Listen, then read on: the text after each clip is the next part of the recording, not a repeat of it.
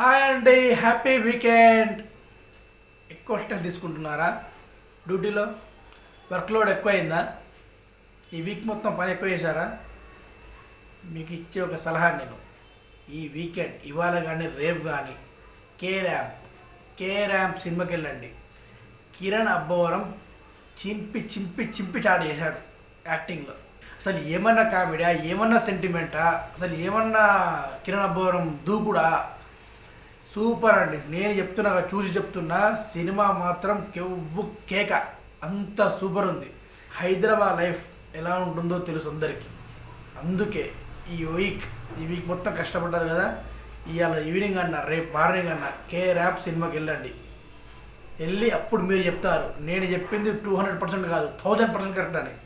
అంత బాగుంది. ఒక తండ్రి కొడుకుల మధ్య రిలేషన్, సెంటిమెంట్, ఒక ఫ్రెండ్షిప్, ఒక లవ్, అన్ని కలుపుగోలుగా ఉంది సినిమా మాత్రం ఏకదం ఉంది. కిరణ్ అబ్బవర్ మాత్రం చింపేశాడు సినిమాలో.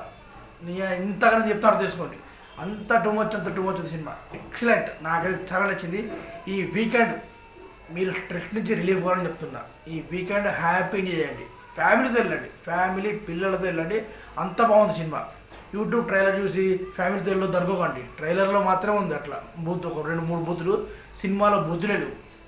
తండ్రి కొడుకులు ప్రేమ అన్నుండి, తండ్రి కొడుకుల మధ్య బంధం ఎంత బాగా చూపెట్టారంటే అంత బాగా చూపెట్టారు. ఒక మామ అల్లుడు, ఒక కాబోయే భార్య భర్త, సూపర్ అండ్ సూపర్. ఇంత చెప్తున్నారు తీసుకుంటే చాలా రోజుల తర్వాత ఒక ఫ్యామిలీ సెంటిమెంట్ సినిమా, చాలా సంవత్సరాల తర్వాత వచ్చింది.